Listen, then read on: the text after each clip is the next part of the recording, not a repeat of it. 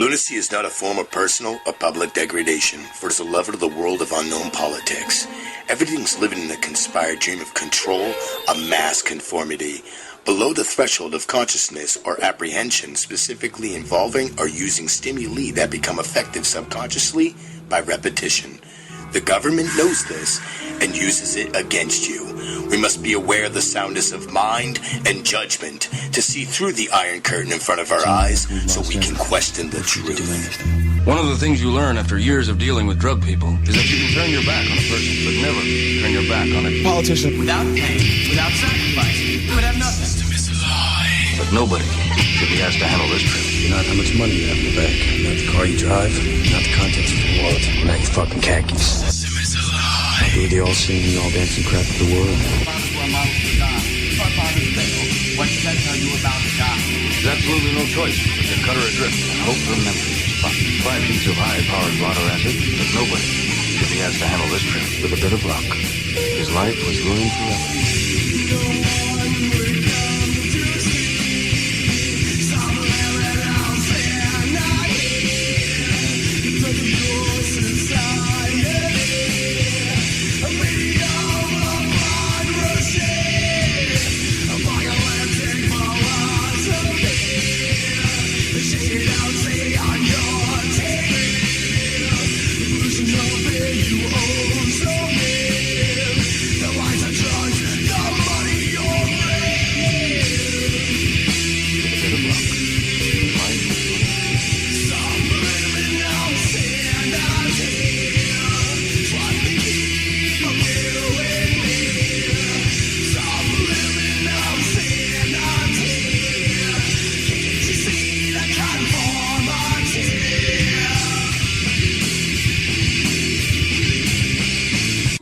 Discussed in this show tonight is your choice to believe what I tell you at your own risk. These are controversial topics that have become the great conspiracies of the world. You will hear information that is graphic and can be disturbing to people extremely sensitive to worldviews and religions. So please, listeners' discretion will be advised. It was built on a sandbar.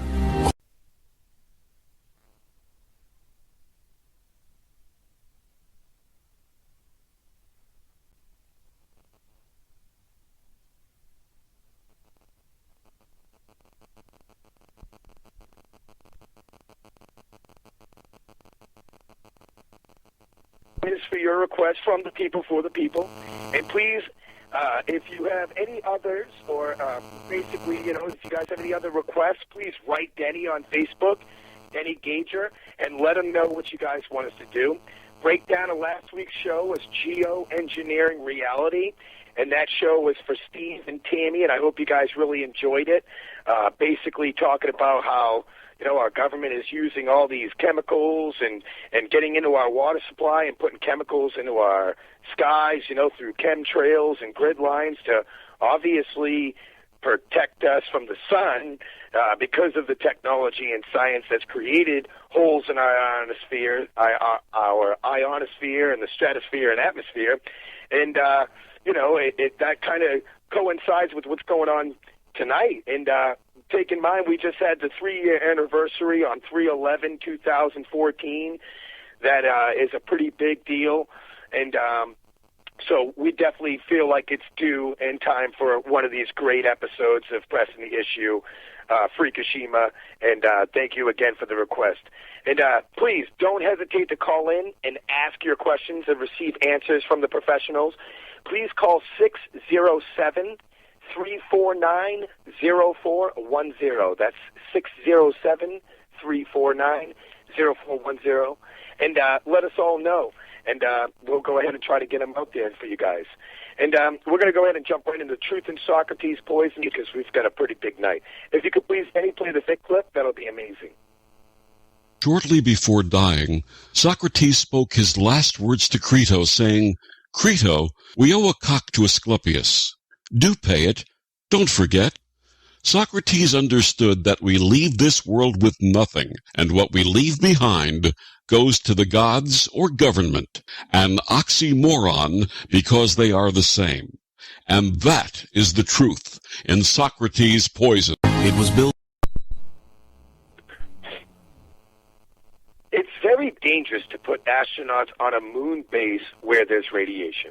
Solar flares and micrometeorites, it'd be much better to put robots on the moon and have them mentally connected to astronauts on Earth. Miko Kaku. All the things that human beings suffer from are how their environment treats them and how the elements of their planet affects their mind and body, like radiation, cancer, and all. That was a quote from Ornette Coleman. There's almost no food that isn't genetically modified. Genetic modification is the basis of all evolution. Things change because our planet is subjected to a lot of radiation, which causes DNA change or damage, which gets repaired but results in mutations, which create a ready mixture of plants that people can choose from to improve agriculture. And that was Nina Fedorov. I foolishly once believed the myth that nuclear energy is clean and safe. That myth is completely broken down.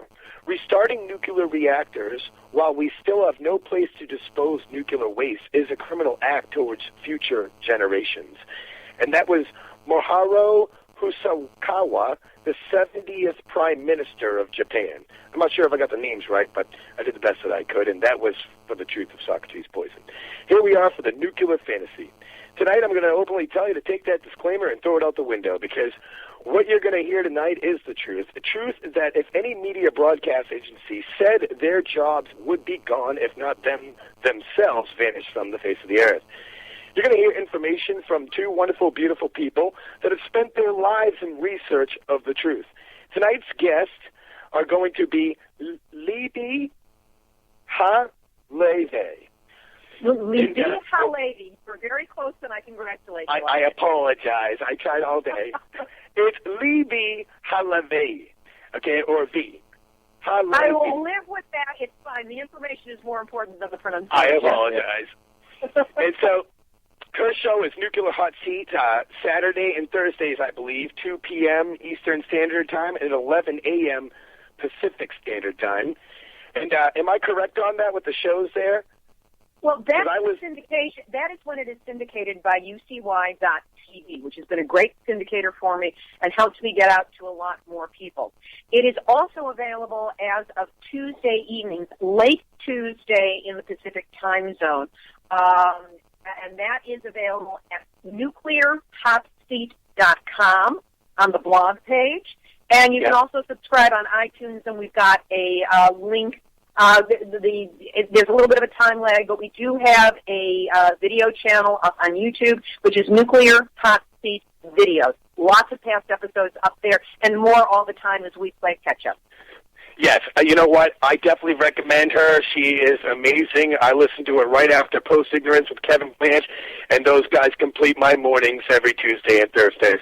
And if you want to know what's going on as far as keeping updated on all this stuff, really, truly, Libbe HaLevy Libbe is the place to go. Yep. And Kevin Blanch should be on tonight from Post Ignorance Radio Project. He's also on Tuesdays and Thursdays at 11 a.m. Eastern Standard Time and 8 a.m. Pacific Standard Time off UCY.TV. Now, we got a request again.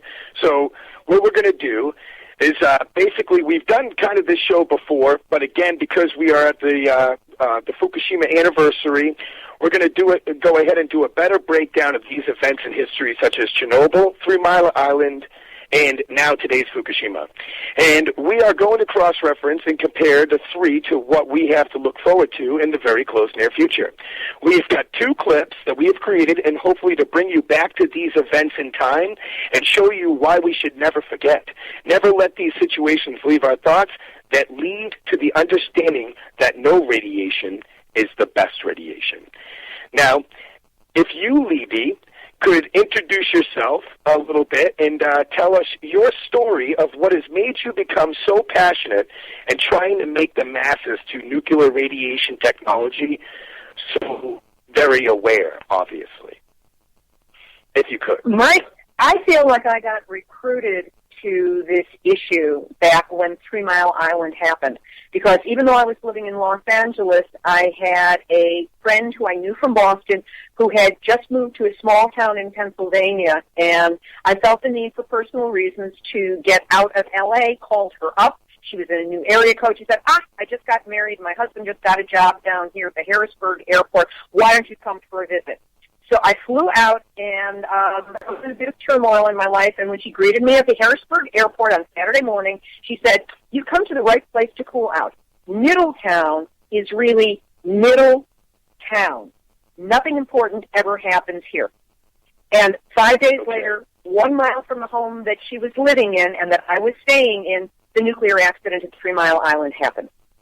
Whoa. And I was subjected to all of the lies, all of the disinformation, which put me at great risk on 2 days when I did not take the accident seriously.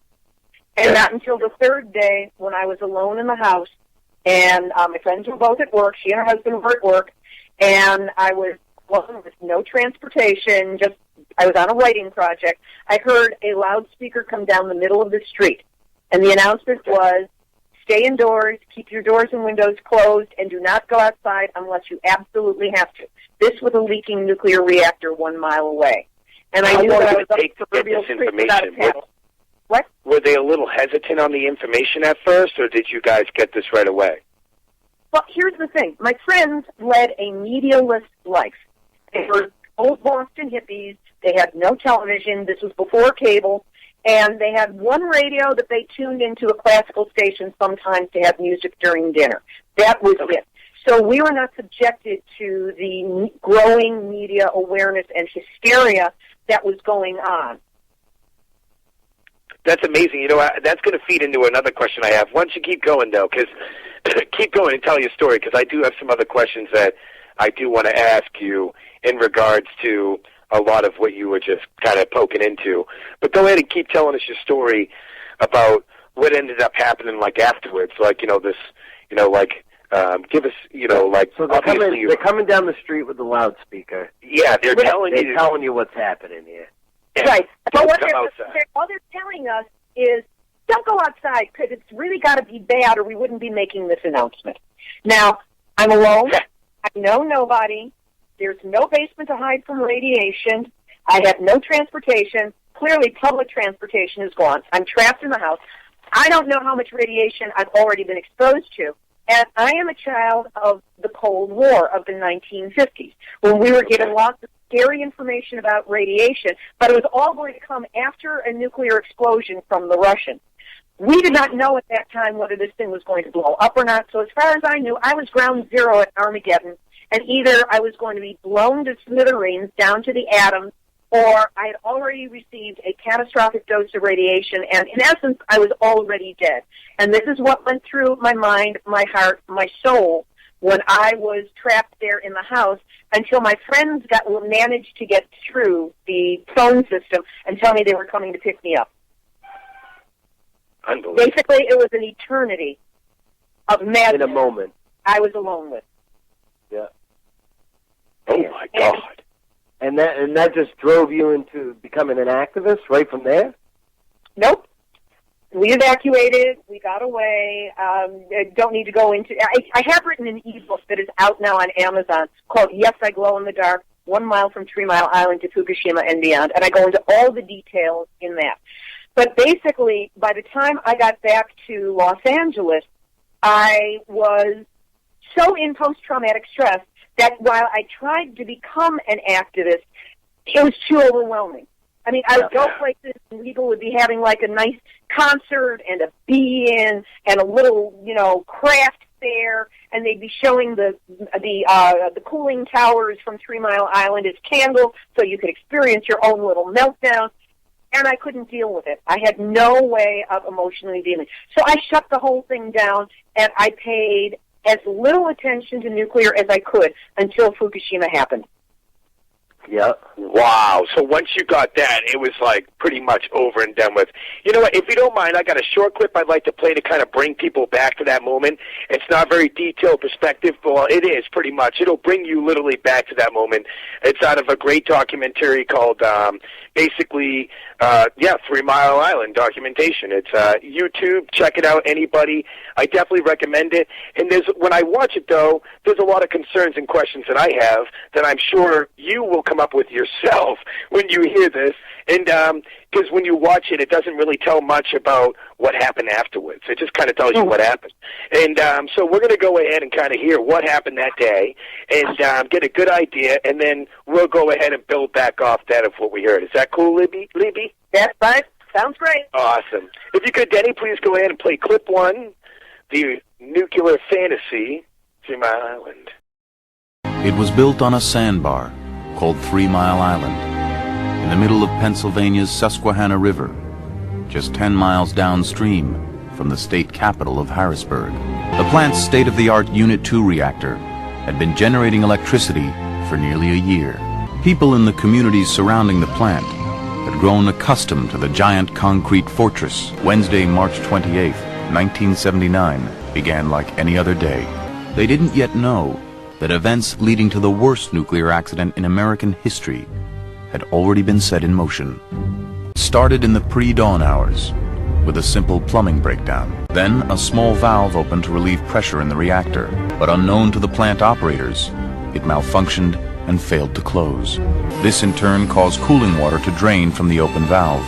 The nuclear core began to overheat. Technical failures were then compounded by human error.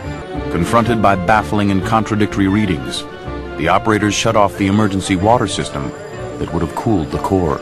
If the operators had not intervened in that accident at 3 Mile Island and shut off the pumps, the plant would have saved itself. They had thought of absolutely everything except what would happen if the operators intervened anyway. So the operators thought they were saving the plant by cutting off the emergency water, when in fact, they had just sealed its fate. Within minutes, the control room console went wild. Hundreds of lights started flashing, accompanied by piercing horns and sirens. One operator recalled that the console was lit up like a Christmas tree. By early morning, the exposed part of the core was beginning to cook.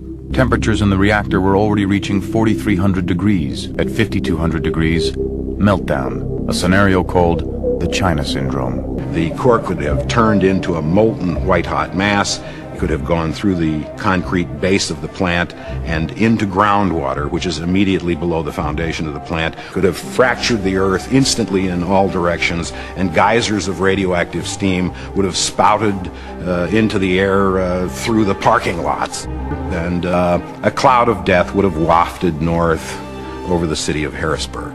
Operators remained convinced that the core was covered and safe. No one in the control room could see that 3 Mile Island was hurtling towards meltdown. Most of us who had spent our lives in this business didn't believe that could happen. We had a mindset that said we had these marvelous safety systems which had backups of backups. So there was that mindset that I think made it hard for people to really come to grips with the reality that severe damage had occurred. As the reactor coolant heats up, more of the liquid is turning to steam. The giant pumps that move 2,000 gallons of water a minute are not designed to handle the steam. They start to violently shake and vibrate. If they tear themselves apart, the plant is doomed. An unheard of decision is made. The control room supervisor will gamble. He orders reactor pumps turned off. What happens next could become an unrivaled technological disaster. When it reaches the water table, it will immediately turn to steam, boiling steam. There will be geysers of radioactivity steam shooting up in parking lots and driveways and streets and houses for miles around.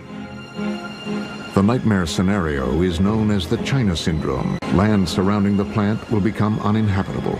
A study some years earlier has suggested upwards of 40,000 people could die if the China Syndrome becomes reality. As the operators struggled to make sense of the accident, workers throughout the plant flocked to the control room. The phone line in the room is constantly tied up. The experts get only busy signals. As if the operators weren't already under enough pressure, a new alarm sounds. Radiation is now detected not only in the buildings, but in the control room as well. By 6:15, the control room must have had 50, 60 people in it, more arriving every moment. And then they get the alarm, radiation in the control room. Okay, we have this news bulletin that we're going to get on right now. Here's Mike Pintak. Okay, thank you, Jim. There is a general emergency at Metropolitan Edison Company's 3 Mile Island nuclear power plant. A utility spokesman says there was a problem with a feed water pump this morning. As word of the accident slowly leaked to the outside world, the governor of Pennsylvania, Dick Thornburgh, learned the news from his aides. The minute I heard that there had been an accident at a nuclear facility, I knew we were in another dimension. Thornburgh immediately turned to Lieutenant Governor William Scranton III, chair of the state's emergency council. There had never been anything like this. It wasn't something you could see or feel or taste or touch. We were talking about radiation, but which generated an enormous amount of fear. 3 Mile Island's parent company, Metropolitan Edison, or Met-Ed, told Scranton that no radiation had been detected off plant grounds. The Metropolitan Edison Company has informed us that there has been an incident at 3 Mile Island, Unit Number 2. Everything is under control. Everything is under control. Everything is under control. Everything is under control. There is and was no danger to public health and safety. In his first statement to the press, the lieutenant governor confidently reiterated Met-Ed's assurances. He would soon learn that his confidence had been misplaced. Good afternoon, everyone. Over the last several days, the American people have been both heartbroken and deeply concerned about the developments in Japan. We've seen an earthquake and tsunami render an unimaginable toll of death and destruction on one of our closest friends and allies in the world. Second, I know that many Americans are also worried about the potential risks to the United States. So I want to be very clear. We do not expect harmful levels of radiation to reach the United States, whether it's the West Coast, Hawaii, Alaska, or U.S. territories in the Pacific. Let me repeat that. We do not expect harmful levels of radiation to reach the West Coast, Hawaii, Alaska, or U.S. territories in the Pacific. There is and was no danger to public health and safety. 10:17 a.m. Radiation levels at the top of the containment building could now kill a man in 20 seconds. By 11 a.m., radiation is detected leaking into the atmosphere outside the plant. The evil genie is out of the bottle. By early afternoon, the press is all over the unfolding story of what is happening at 3 Mile Island. Met-Ed officials at last call a press conference of their own. Their spokesman is Jack Herbine, an engineer with no prior experience in dealing with the press. The incident occurred this morning around 4 o'clock. Things are falling off right now. We expect soon to be in the cold shutdown condition. Herbine says nothing about the escape of radioactivity into the air being breathed at that moment by the reporters. They are left with the impression that the incident is over. Basically, they just lied. They didn't call anyone, actually, for hours. And then they kept insisting that it was just a stuck valve and they would fix it and there was no real danger. 7:33 p.m. The reactor designers at Babcock and Wilcox at last get a phone call through to the control room. The message is urgent and simple. Without water, the reactor will melt. Forget about going solid. Get water moving through the core. The pumps are finally restarted. And for the first time in 15 hours, the temperature and pressure in the reactor are at last stabilized. There will be no China syndrome. But the terrifying drama of this mighty machine is not yet over. The clock is still ticking. Thursday, March 29th, 8:30 a.m. It is now 28 hours since the accident at 3 Mile Island began. The men in the control room have no way of looking into the reactor, but it now seems clear that some of the 36,000 slender tubes holding the uranium fuel have cracked. This is allowing radioactivity to escape into the reactor coolant water. It is imperative operators know how much radioactivity is now in the coolant. Too much, and the nuclear chain reaction could restart. Someone must enter the containment building to collect a sample. It is a task no one wants. But Foreman Ed Hauser agrees to risk his life to take the readings. He goes in and takes his readings with his Geiger counter. Now, they say that an X-ray is about 1/72 thousandth of a rem. The Med-Ed people had originally said that the amount of radiation that was being leaked was no more than you would get in an X-ray. When Hauser went in and he took his readings, he found that there were 1,000 REMs per hour bouncing off the walls inside the reactor 3 Mile Island. He is in for an even greater scare when he draws the coolant sample. The water from the reactor should be clear. Instead, he stares at a yellowish, fizzing liquid that's giving off 1,250 REMs of radiation.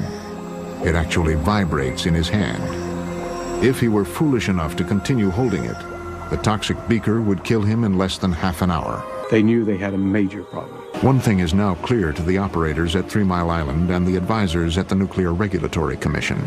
The reactor has sustained massive damage and still threatens the plant and the community. The public is not given these details. Let me repeat that. We do not expect harmful levels of radiation to reach the West Coast, Hawaii, Alaska, or U.S. territories in the Pacific. In fact, they have been given little information, but it is becoming clear to anyone living near 3 Mile Island that something is very wrong with the nuclear plant they have been told was so safe. The worst thing about 3 Mile Island is that people were running from something they couldn't see or feel or touch or hear. It's just this haunting, scary feeling of not knowing what you were exposed to. Pennsylvania Governor Richard Thornburg is given an optimistic assessment by Met-Ed officials, and based on their assurances, he calls a press conference. I believe at this point that there is no cause for alarm nor any reason to disrupt your daily routine, nor any reason to feel that public health has been affected by the events on 3 Mile Island. But by evening, the amount of damage to the plant is becoming clearer. The basement is now filled with several 100,000 gallons of radioactive water. This water continues to give off radioactive gas that is building up in the building. Operators realize that the gas cannot remain inside the plant. The order is given to vent the dangerous gas into the atmosphere. Long into the night, Thornburg and his staff continue to wrestle with the decision of whether to evacuate. 500,000 Pennsylvanians live within a strong breeze of the now dangerous nuclear plant. Their lives could hang in the balance. Friday, 8 a.m. In a suburb of Washington, D.C., members of the Nuclear Regulatory Commission's Incident Response Team meet with the Director of Regulation, Harold Denton. Denton is told that radiation levels inside 3 Mile Island now require that they recommend preliminary evacuation to the governor. Could I get your attention, please?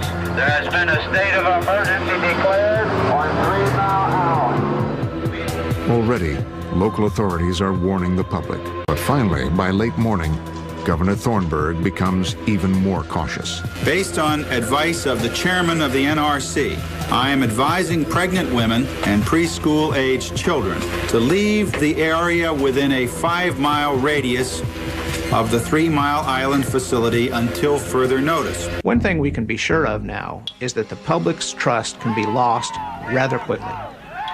One mistake, one irreversible consequence, the trust goes away, and those people on the machine frontier might lose that spot forever.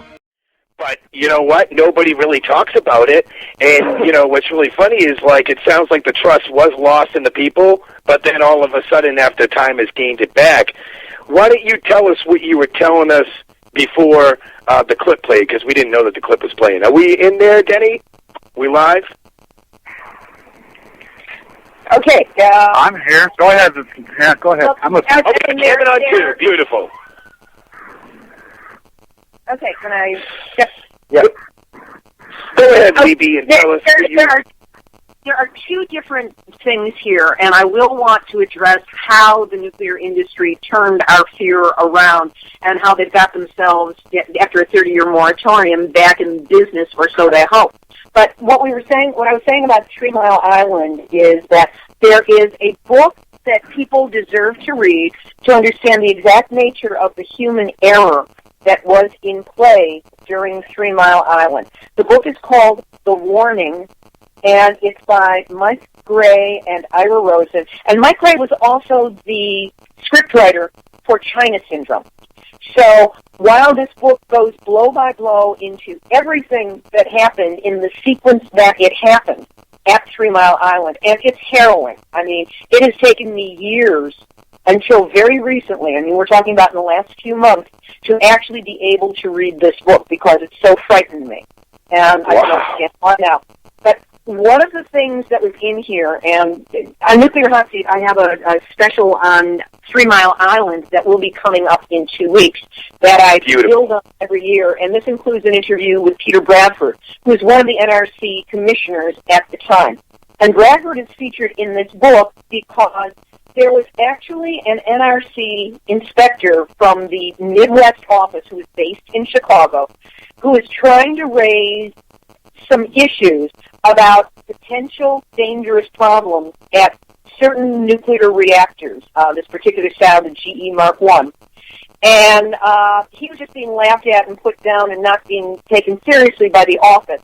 So he, on his own dime, flew to Washington, D.C. to have a meeting with Bradford, the NRC commissioner, and he told him about a potential series of problems in communication with plant operators that could potentially lead to a catastrophic problem at a nuclear plant. And then the guy left, and Bradford didn't quite know what to make of the information or what to do about it, and he didn't have time to think, because 6 days later that exact accident happened at 3 Mile Island.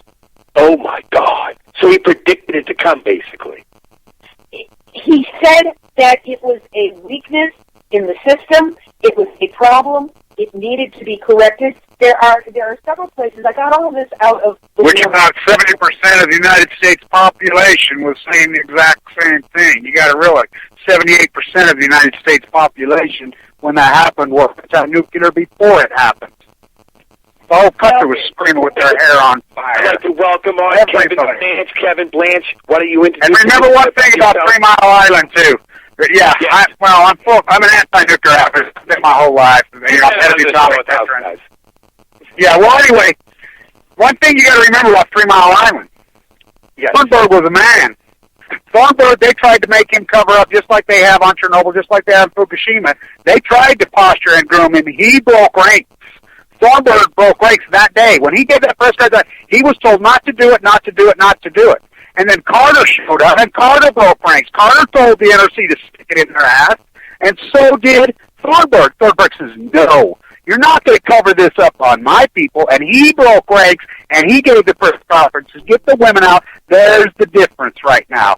You had a man that had integrity, and he protected his people as the leader that he was responsible to. And he was under a tremendous amount of pressure not to do it. The NRC, the nuclear cartel, threatened him, and he's like, no. He gave that press conference against all powers there be. And so did Carter. Now for happened when 3 Mile Island. When he gave that press conference that night. Go ahead, Libbe. There is an aspect to that which I found stunning in going into this book, even though I was in the middle of it and I saw it firsthand because I ended up at a press conference and all the rest. But that was the intensity with which media responded. The international television, radio, and print reporters of the world descended upon little Middletown, Pennsylvania. You could not, cross an alley without tripping over 3 reporters fighting to interview somebody. And you were there, right, Libbe? You lived right there, right? No, I was here. This is so you're first-hand account. I don't need to go over all of the information here, but literally on the second day, I thought the whole thing was media hype because that was the word that my friends were getting. Now, my friend's husband was an airplane mechanic. He had a job at the Harrisburg airport. They had just moved down there 3 months before, but he was with all these people who were deeply embedded in the community, who had family members who worked at the plant or next to the plant or supplied the plant or whatever. So there was a lot of information flowing around, and at first they were going, they bought what they were told, which is, it's no more than you get from an X-ray. That was the big lie that came out. Did the public know the severity of, did they have enough information on the scientific technology? Oh, yeah, 6,000 times more than they do today. People knew back then. I was going to ask you, how come people are not really, how come they're not, freaking out? Because I was going to ask you, we've had 30 years of not talking about this, that's why. We have 30 years we don't even talk about. Back then, we talked about this. Everybody talked about this. This was social, like Libby said, the media had conscience. This was in the social conscious. You got to realize Hollywood was talking about it. Popular culture was talking about it. Artists were talking about it. Every celebrity in the world was talking about it. You know, that phony punk Redford was right here talking about it. We were in, you got to realize the Environmental Act of 1970 passed 333 to 1. We were socially conscious in that time. We didn't have a bunch of oligarchs and a bunch of sheep who didn't give a shit just chasing their tail on money. People cared about the environment, and these discussions were marquee. We had a bunch of people. We had people who gave a shit about the economy, the environment. This country was environmentally conscious then. They're not now. People don't. We haven't had these discussions for 30 years. It sounds like our country actually cared and was very intellectually involved. Remember this. Remember this. The average family, one person worked 40 hours a week. 40 hours a week. We had picnics. We had time. People had time to read books. They had time to be socially conscious. Now, two people working 65 hours a week. They turn on a TV. They don't even want to listen to this because they're so overwhelmed with trying to chase their tail and make ends meet. Sorry, Libby, but go ahead. I got to say this real quick, Libby. Oh, I love it. It's okay. Why don't you tell us about your experiences there with the media coverage and the actual, what you hear what Kevin says? Does this seem to be a lot more apparently true in the face value of 3 Mile Island compared to the actual devastation and awareness to Fukushima? Okay, keeping Fukushima out of it, just speaking about 3 Mile Island and my experience there and what I learned about it. Back at that time, first of all, there are a couple of factors you have to keep in mind. We were still in the tail end of the Cold War. Now, I'm 64 years old, so I came up through the 50s, and I remember the propaganda about how horrible radiation was, how horrible the bomb was, how horrible it would be to be in the aftermath of a nuclear bomb explosion, not just because of the hellfire and brimstone that would rain down upon us from the blast, but because the radiation afterwards would poison life. That was part of what we were taught, what was ingrained in us. Part of the school curriculum. We had to hide under our desks. Our schools were bomb shelters. Found out about nuclear. If you're going to interrupt me, I'm not going to fight for my chance to say what I'm going to say. Go ahead, I'm sorry. After I have said it so that you can jump in. But please don't step on my tongue when I'm trying to explain. No, go ahead, I'm sorry. It's okay. But in any case, because of that, everything radiation was negative because the assumption was that it was going to come from the Russians. Now suddenly, here was this technology that had been snuck by on us as a profit center for the industries that had created the bomb during World War II. They had Oak Ridge, they had all of these, they had Hanford, they had these other facilities that were going concerns, making them billions of dollars, and they went, we got to keep this thing going. And there was a danger that we were just going to shut down the whole thing and say, we've done what we needed to do, we don't need any more. So the push came from industry to keep this going and find excuses and find ways to retain the technology. And so nuclear reactors, the most expensive and horrific way to boil water that has ever been invented, was put across on us when nobody was paying attention. We were concerned with the environment. We weren't paying attention to that. We were just assuming that we had good lives because we were Americans. We fought the good battle and the good war, and we were the good people. And then all of a sudden, when 3 Mile Island happened, the media had not yet been co-opted. They were still actually covering the news. This was the international news story in the world, everywhere. This was the biggest story happening because nobody knew what it was.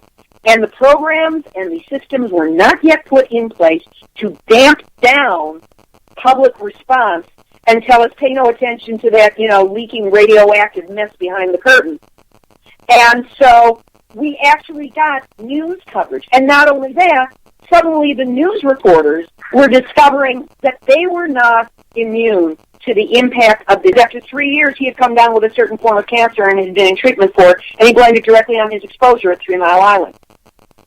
But in the time, and we had a total moratorium for 30 years on new news. So can you tell us, I haven't really heard of any of the effects of these times. Can you tell us a little bit? Yeah. Okay. Well, the big talking point. Well, the nuclear industry just really are going to put a shitload of money into PR and propaganda and turning things around and planting their people and supporting their candidates and blah blah blah.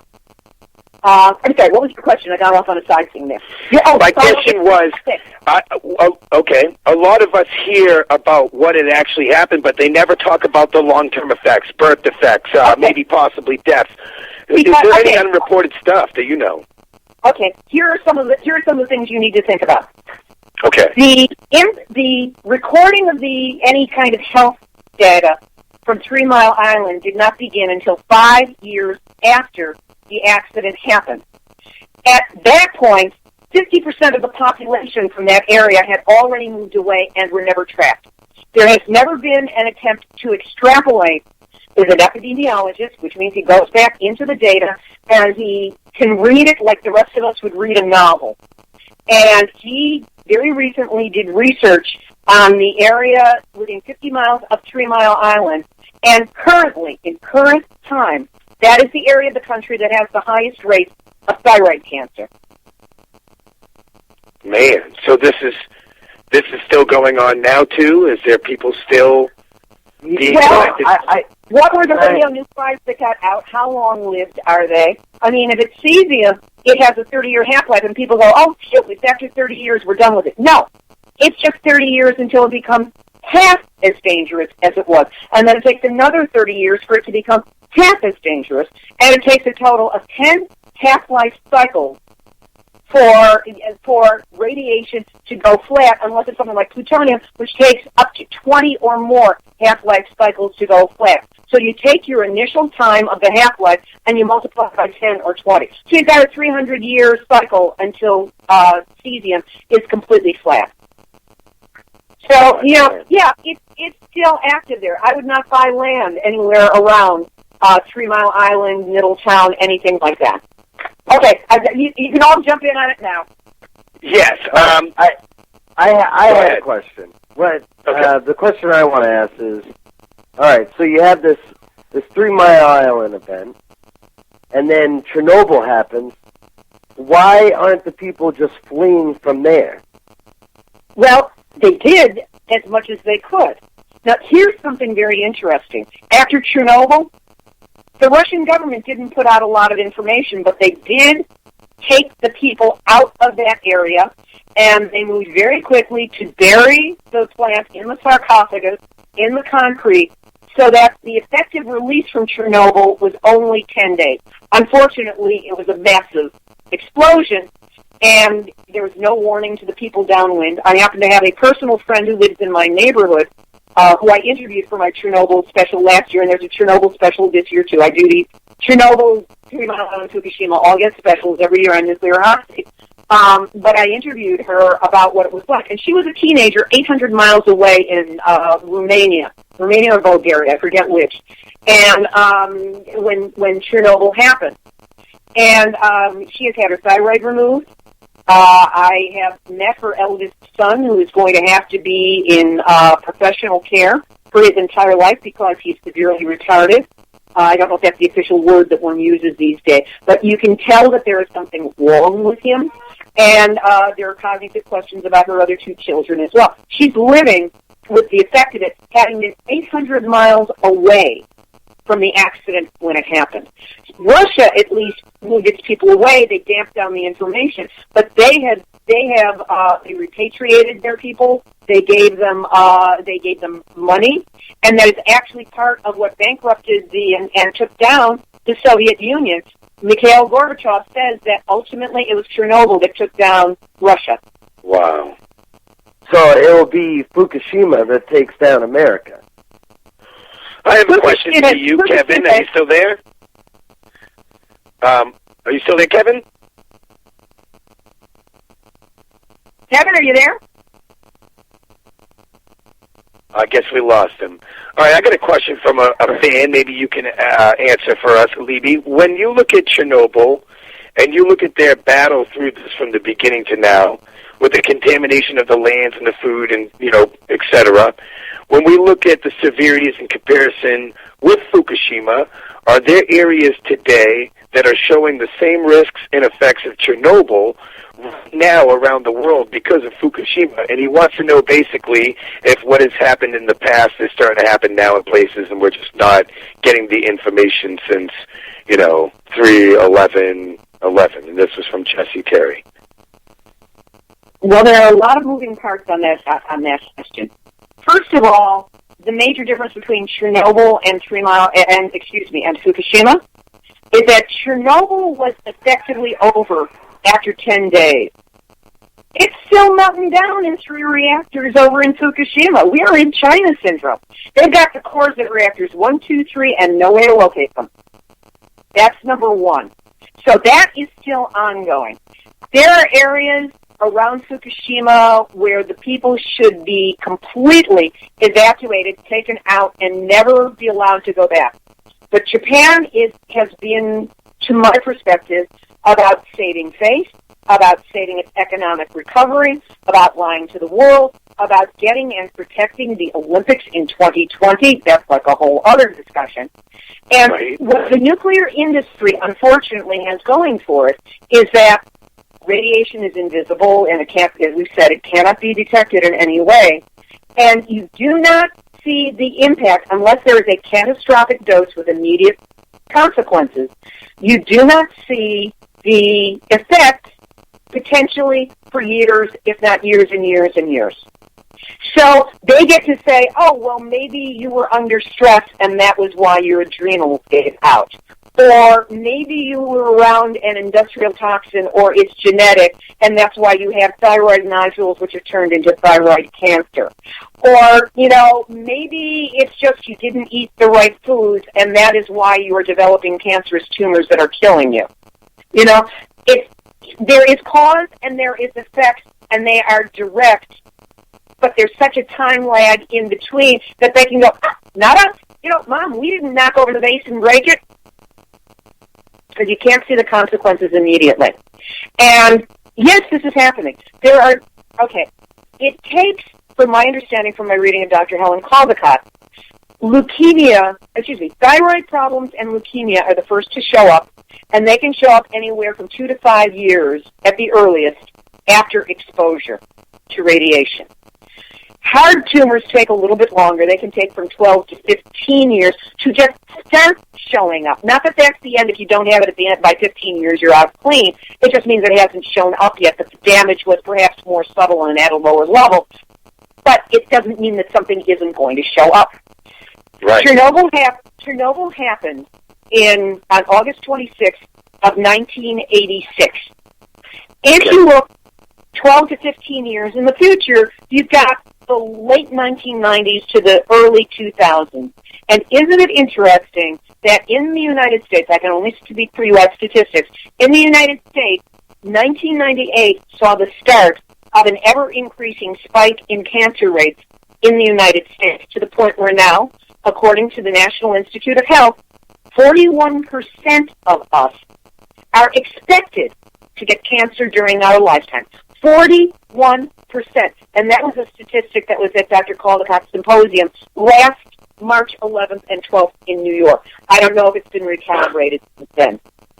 I think I heard that on your show, too. I believe I did, because I told people that, from what I believe now, from what I heard, doctors are basically saying that, a certain percentage of Americans should predict to have cancer in their lifetime. It's pretty much normal now, which sounds pretty sad. It's like they're just trying to, recondition us into believing what is normal and what is right. And I definitely think that there is obviously some conspiracy cover-up going on here. Now, I have another question, too. When you look at radiation going into, our lands and in our atmosphere and into our, basically our climate flow, where all the rain and clouds go and stuff. Basically what I'm trying to say is that, does it ever dissipate? Does it ever go anywhere? How long does it stay in our atmosphere is what I'm trying to say. I have heard from some people I respect within this movement that the radiation from the explosions of Hiroshima and Nagasaki, Trinity before that, and all of the atmospheric testing is still somewhere up in the jet stream, along with Fukushima, along with Chernobyl. Which means that when we have rain, when we have snow, the water droplets have to form around the matter in the upper atmosphere. And if that material happens to be leftover radioactive nanodust up there, the rain, which can turn into snow, will bring it down to Earth, which is why I listen to Mimi Gurman, and she's actually on the program every week from Radcast. There are quite often elevated radiation readings after snowfall and after rainfall around the United States. It's inconsistent because the jet stream, which is what carries it, wobbles back and forth. You know, it goes on different pathways. So sometimes when it rains, the jet stream is overhead. Sometimes it isn't, and that's why there are variations. But that's also why immediately after Fukushima, there were rainouts. This is what it's called when radiation is brought to Earth by rain or snow. There were rainouts in places like Oklahoma and St. Louis and New England because they had storms that coincided with what was up in the jet stream, and it brought it down to Earth. Oh, man. Wow. So it's getting into everything. So it's getting around. Well, look at it. I did a presentation at TEDx Pasadena about 6 months after Fukushima happened. It's my first stepping out on a public stage other than the podcast. And while I was there, I met a man who was a soil erosion specialist. This is what he did professionally. Okay. And we had a talk, and he said, this is very interesting. I never thought of the implications. He said, I did my PhD dissertation on the fact that the entire planet is now contaminated with cesium down to about 4 to 6 inches of soil. This is just what has happened since Trinity, which was the test explosion in New Mexico, and then Hiroshima and Nagasaki. He said, because of that alone, and then the Marshall Islands and all the rest, he said, we're all contaminated with radiation. He said, I had the theory, and I have proven it out, that you can prove soil erosion if you test the soil and there is no radiation. He said until my presentation, he never thought of the implication of that. He was just going, he was just looking for erosion. He wasn't looking for radiation. But we're also contaminated that it's the lack of radiation that's the rare thing. You know, that brings us to a good question. If you could possibly break down your concept of what radiation is, kind of in like a third grade term for our listeners, for ones that kind of want to understand what radiation is, do you think you could possibly break down a little bit of what radiation is and break down the makeup of it itself? What it is, and I've had to struggle really hard because I'm not a scientist. There are people, like Kevin, like Brad Chick, like, Radcast, Mimi, who can cite these statistics up one side and down the other. Arnie Gunderson, Dr. Caldecott. That's not where my brain goes. So I have to struggle to understand this. So this really is going to be in third grade terms. Okay? Okay, that's perfect. Atoms consist of an electron, a proton, and a neutron. And radiation happens when an unstable isotope of uranium is the only naturally occurring one. The rest of them are all man-made. When they start releasing stray neutrons. I believe it's the neutron. If anybody's a science teacher and correct me, please do. But they let them out. It's like these little pings going out. And so it radiates out. You know how you talk about radiant heat or a radiator? It means stuff going out. So radiation is one of these particles or more of these particles shooting off from an atom. There are different kinds of radiation. I'm still working on understanding this. Mimi Gurman of Radcast is giving me tutorials on this. But there's radiation that can pass through the body completely, like an X-ray. And X-rays are very limited in time, very limited in scope, and anybody dealing with radiation is always behind a lead shield to protect themselves. And the rooms are lead-lined, so the radiation doesn't go elsewhere. That's how potent this stuff is. So it can be stopped by lead and maybe a few other things, but it goes through the body, and that's where you get that shadow picture of whatever's going on that an X-ray is being taken. So some of the radiation goes through your body, and it's not that it doesn't damage you, but the damage is kept minimal because it's in a small area for the shortest possible period of time. And it's cumulative over your life, but that's it. So some of this radiation that comes out shoots straight through you. Others, like plutonium, and I don't understand exactly why, don't shoot through you and actually can be stopped by fabric. So if you have like a mask on that is the proper thickness of material, it will be stopped. It won't go through you. But the danger with plutonium and americium and the other molecules that don't go through you is if they get or when they get into the environment, you can breathe them in and they get stuck in your lung, or they can become, they get into your digestive tract and they get stuck somewhere in your digestive tract, or they get into the soil, they get into the water, they are taken up in your food. Suddenly you have food that's irradiated, you eat it, and you're getting radiation from the inside out.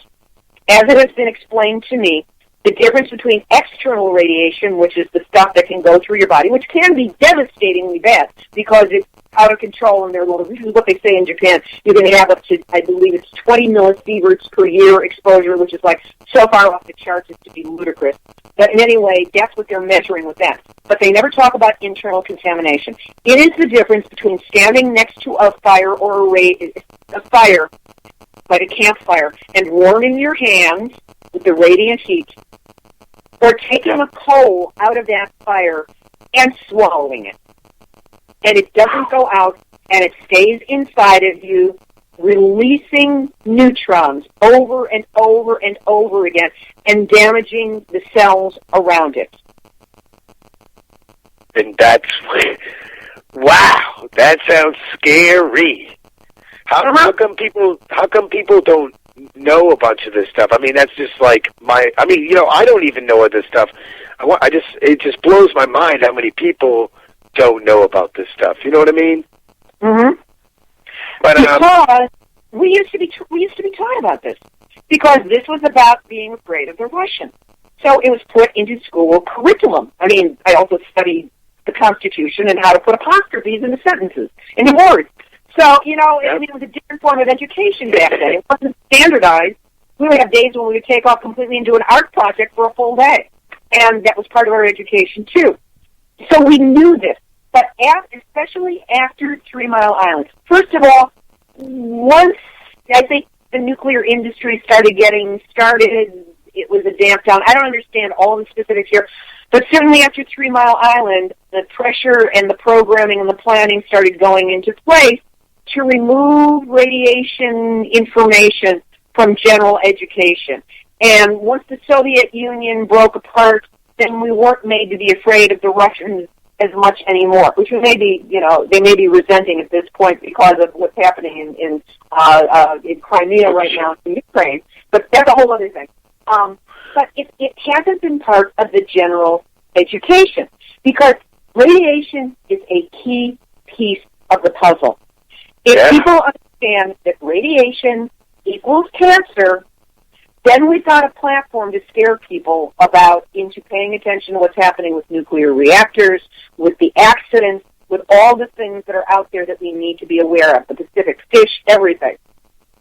But if they don't understand that connection, they think of radiation as an X-ray, or they think of it as a medical treatment for cancer, which is, in holistic medicine, we can go on and on about that. I'm not an expert on that, but I would just say that I would never allow that treatment to be done on me should I come down to have cancer. I would go completely holistic.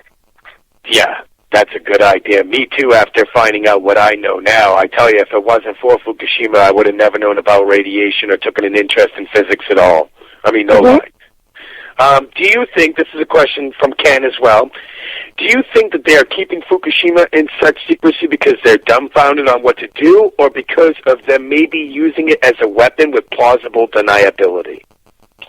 No, I think that they're all in over their heads and they're afraid to admit it. I think that it was about, I mean, I met somebody, we did a demonstration down at the Los Angeles Japanese consulate. And there was a man there who had been an insider in the nuclear industry. He worked in the plants. He did, like, security work for them. But he said, and this is true, I've heard it from lots of places, and I've seen it myself, that no matter what happens these days in the nuclear world, the first thing they will say is, there's no immediate danger, there's no significant problem.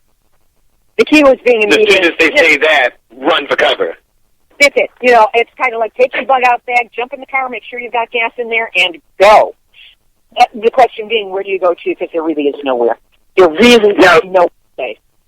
I'm not trying to cut you off. I remember that there was a politician, and I can't remember her name right off the bat, because, you do this every single day, like, religiously, and I try to keep up on it as best as I can, but names always leave my mind. It was a politician that says if it gets any worse and it hits the Pacific, she said that she's taking her family and moving out of Boston. It was a politician. And obviously... yeah, go ahead. Yeah, actually, there may have been a politician who said that, but the quote, as I know it, is from Dr. Helen Caldicott, who is a dual citizen of the United States and Australia. So she has citizenship in the Southern Hemisphere, which is where she is stationed most of the time now. And she said that if Unit 4 at Fukushima, which is where they're taking the spent fuel rods out, and they're focusing our attention there, and we really should be paying more attention to Unit 3 and also the 3 melted cores. But she said that should anything happen at Unit 4 with a spent fuel pool, she said the next day her entire family who live in Boston will be on a plane down to Australia, period. Are they gone? I have no idea. I believe they are still in Boston. Spent Fuel Pool 4 is in the process of being decommissioned, and they just said, we managed to take out 400 and some odd of the 5,343, spent fuel rods. That's not exactly the number, but it's over 5,000. But what they didn't mention is that 250 of them were blanks. 250 of them were empty. They did not have fuel in them. So, and we don't know what's going on there because they've got a big shell building around it now. They say for protection. We think it's just so that prying eyes can't see through the TEPCO cam. Okay. And if you could, I would like to shift gears a little bit with Chernobyl's it never really officially melted into the ground. They entombed it, but that was one reactor that started the meltdown, I believe. And can you tell us about the differences in comparison with Chernobyl and hold on a second. Get Denny to call Kevin. See if we can get Kevin back on too. Yeah, Denny. I think Kevin probably knows more about this. I don't know how we lost him, but if we could get him back on, I'd love to if hear we can go ahead and try to get him back on. And you know what? If you don't mind, we'll go into a short break. I'd like to play a song called Gratitude. It's a great song, and we'll just take a short break for the listeners and come right back in. Is that cool? Fine with me. Awesome. All right, everybody, we'll be right back with some more Subliminal Sanity and with breakdown of the comparisons of Fukushima, Chernobyl, and 3 Mile Island from Libbe HaLevy. There you go. You get better. Oh, God. I apologize so much. All right, we'll be right back. That fuel pool, she said the next day her entire family who live in Boston will be on a plane down to Australia, period. Are they gone? I have no idea. I believe they are still in Boston. Spent Fuel Pool 4 is in the process of being decommissioned, and they just said, we managed to take out 400 and some odd of the 5,343, spent fuel rods. That's not exactly the number, but it's over 5,000. But what they didn't mention is that 250 of them were blanks. 250 of them were empty. They did not have fuel in them. So, and we don't know what's going on there because they've got a big shell building around it now. They say for protection. We think it's just so that prying eyes can't see through the TEPCO cam. Okay. And if you could, I would like to shift gears a little bit with Chernobyl's it never really officially melted into the ground. They entombed it, but that was one reactor that started the meltdown, I believe. And can you tell us about the differences in comparison with Chernobyl and hold on a second. Get Denny to call Kevin. See if we can get Kevin back on too. Yeah, Denny. I think Kevin probably knows more about this. I don't know. I don't know how we lost him, but if we could get him back, yeah. I'd love to if hear we what can go he ahead and try has to get him back on, and you know what? If you don't mind, we'll go into a short break. I'd like to play a song called "Gratitude." It's a great song, and we'll just take a short break for the listeners and come right back in. Is that cool? Fine with me. Awesome. All right, everybody, we'll be right back with some more Subliminal Sanity and with breakdown of the comparisons of Fukushima, Chernobyl, and 3 Mile Island from Libbe HaLevy. There you go. You get better. Oh, God. I apologize so much. All right, we'll be right back. Friday the 25th of April, 1986. A beautiful spring.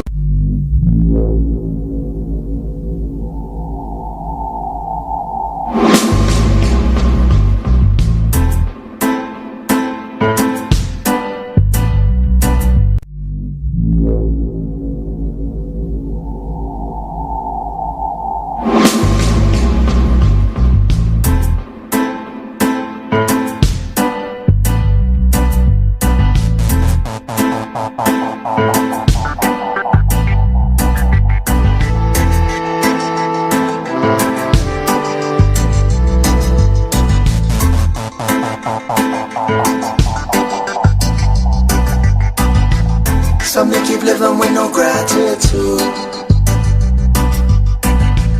Too busy straightening that three-piece suit.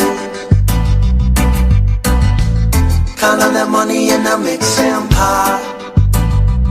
Don't see the more you have, the more you want, but you will never ever have the lot. No.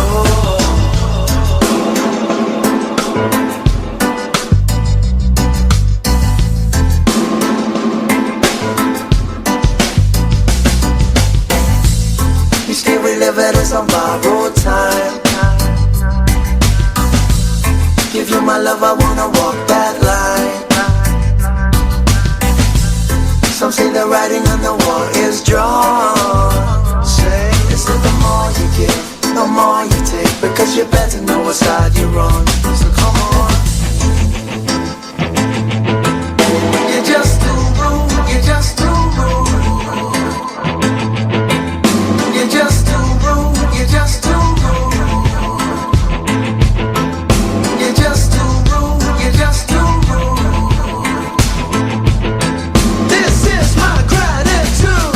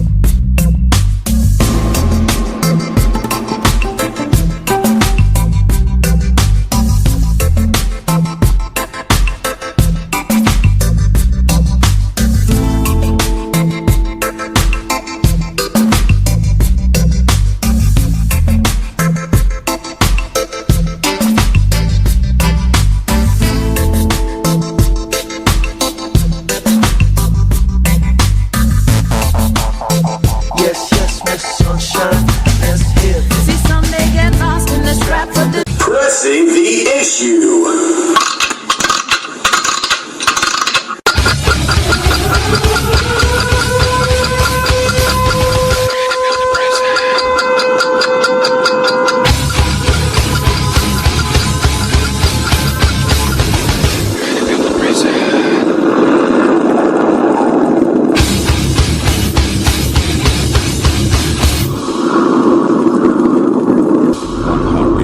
presidency, not a single vote cast in my name. Democracy is so overrated. Once again, Bill Gates is the richest man in the world, according to Forbes magazine, who put his net worth at $76 billion. Good for him. I don't begrudge anyone their money if they worked for it and earned it and didn't just suck it out of the system and poor people's wallets. But just because Gates made a ton of money building computers, does that mean he should tell the government how to run the country? Because guess what? He does. He and a lot of other rich people. Bill's foundation has spent hundreds of millions of dollars pushing forth the Common Core, an educational agenda that basically turns kids into good test takers and is terrible for education. At least that's what every single teacher I've ever asked has said. You know, the people actually trying to educate kids. They all will tell you that Common Core is a disaster. But Bill and Melinda think it's a great idea. So they spend millions, and now, boom, states across the U.S. are adopting the plan. Or how about Pete Peterson? He was the CEO of Lehman Brothers, and now he's spending millions trying to convince everyone that the reason America is financially screwed is because of Social Security. Not because of the financial industry that made him rich and everyone else poor, but Social Security. And he spent millions promoting the end of Social Security.